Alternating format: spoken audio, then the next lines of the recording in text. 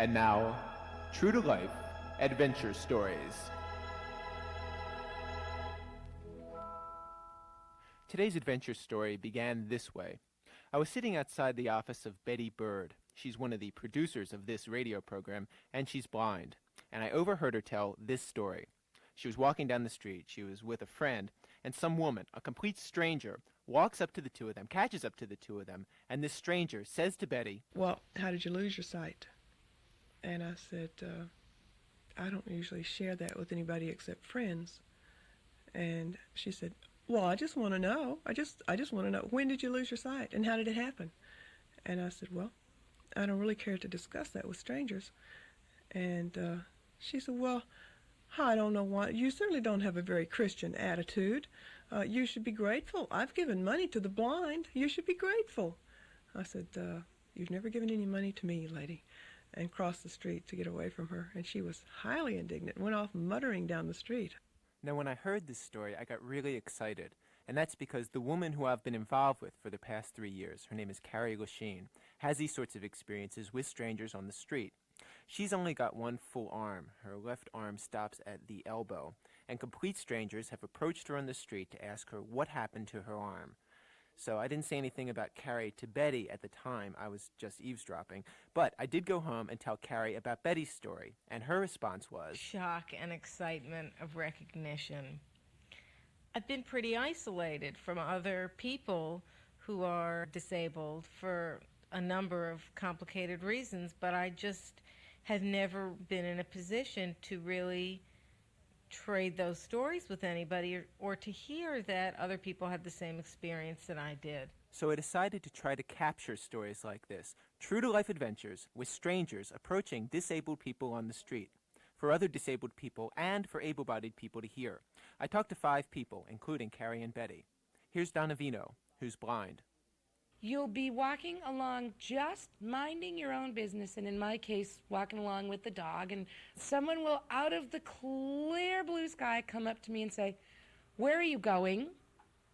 Well, what business is it of theirs? You know, I've not stopped. I've not indicated in any way to anybody that I want any help. It's pretty characteristic to get treated like you're mentally incompetent. People assume that you don't know where you are. I get things like a guy came up to me in the middle of the block on N Street and says, "You're walking east on N." And I said, "Yes, I know." It was cold. I was in a hurry, so I just kept on walking briskly along. And he said, "Well, where are you trying to go?" That's a verb they use a lot. Where are you trying to go? As though you're not going to make it. You're struggling, but we know that you're never going to get there. Sharon Meisler uses a wheelchair. A funny thing is, though, a lot of times when I follow you to your car and see how you get in it, and they don't believe you can really do that. And then they'll say, "I want to see if you really can drive. How do you drive?" Even the way in which people help sometimes really strips you of your dignity. You know, you get on the subway and you're looking for a place to sit, and suddenly someone's pulling you literally by the seat of your pants, literally, to a seat. Oftentimes people won't take no for an answer. They're going to win their Boy Scout badge for the day no matter what, and they're going to help you cross that street, or they're going to tell you where you are, or do whatever they see. And that's what's important. They're going to do whatever they see is necessary for you. You know, somebody will say, "Well, can I get a cab for you?" And you say, "No, I'm going to my car." "Well, let me go with you. Let me push you to your car. I don't need a push." "Well, let me push you anyway." I've had people come up to me and ask me outrageous questions, like the man who stopped me on 18th Street one day, or sort of just fell in alongside me as I walked along, and out of the blue said, "I suppose you live with your parents." And I said, "What? Where I live is none of your business." And he said, "Well, why not? I mean, I'm just saying I suppose you live with your parents because I wouldn't think a blind person could live by themselves." And I said, "Blind people are perfectly capable of living alone and getting around by themselves." He said, "Well, I just thought you might need some help." I said, "I don't need any help. Do you?"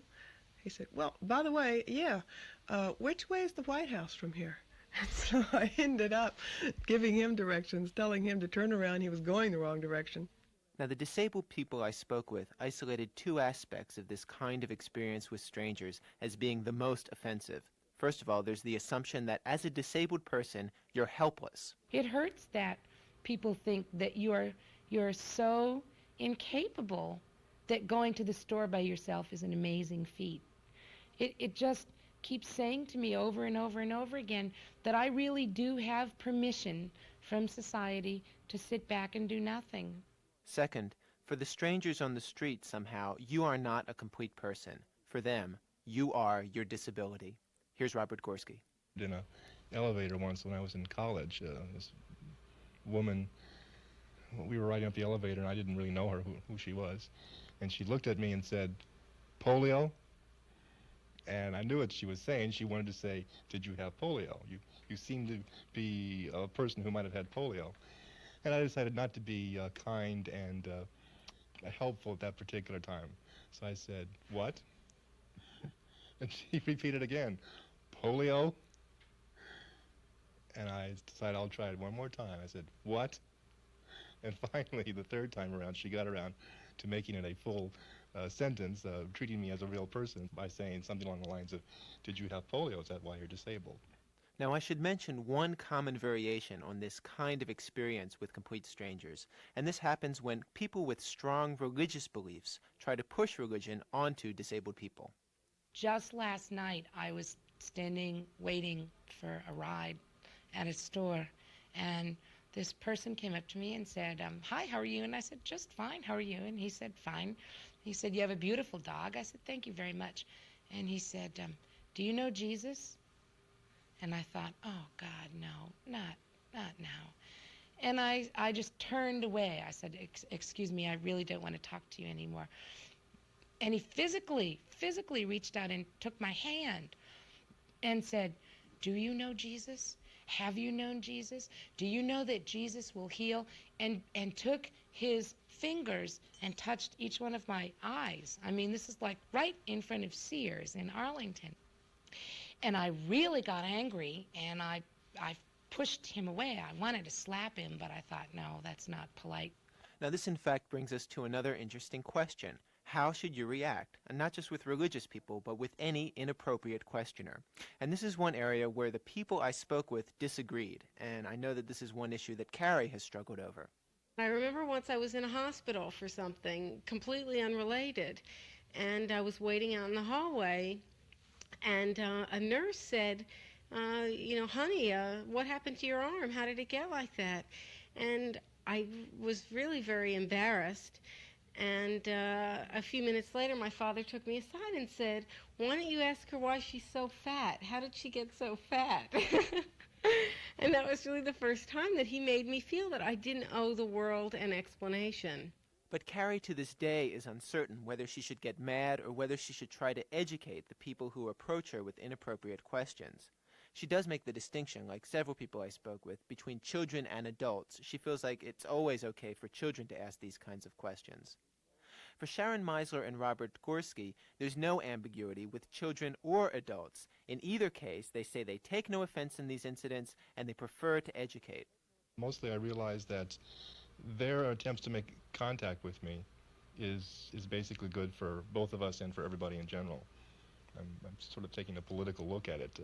The more able-bodied people talk to disabled persons and vice versa, the more the barriers, the attitudinal barriers between these two groups of people will be lowered. I mean, to me, there is nothing nicer than having a kid come up to me in a grocery store and say, "What happened to you?" Usually they come up and they say, "What is that?" Because I'm in a chair. So they say, "What is that you're riding in?" And I say, "It's a wheelchair." "Well, what's a wheelchair?"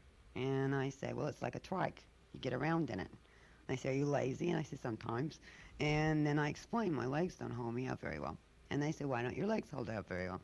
And I say, "I have polio. And when you have polio, it makes your legs weak. And I had it when I was a little kid. And ever since then, I found it's easier to go around in this than it is to walk." And they say, "That's really neat. I wish I could bring my bike in the grocery store." And you get the whole attitudinal change among the kid from being fearful of you to relating to you, that's a mode of transportation. That's a way of getting around. But how great is your obligation to educate the public? Or, phrased another way, where do you draw the line between what is private about yourself and what you will make public?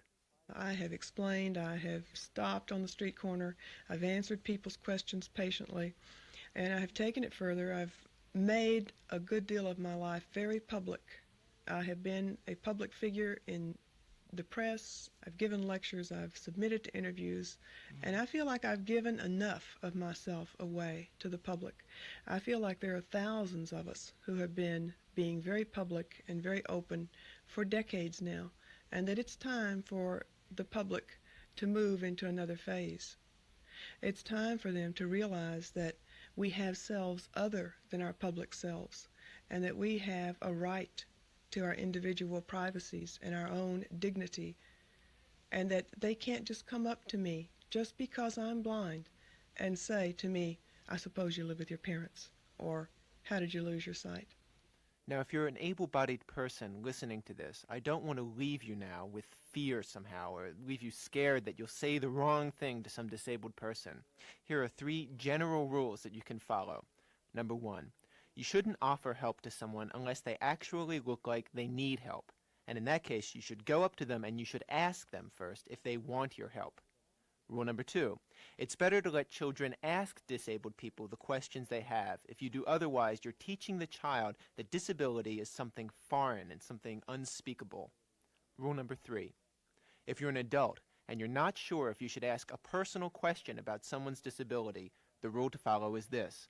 If you're on close enough terms with the disabled person that you tell him or her private, personal things about yourself, then it is appropriate.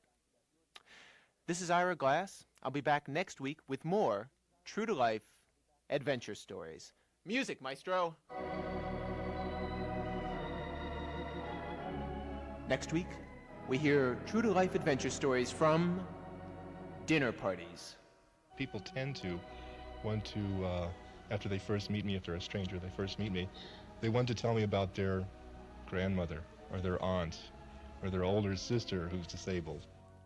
Tales of embarrassment and inappropriate behavior by able-bodied people next week on this public radio program.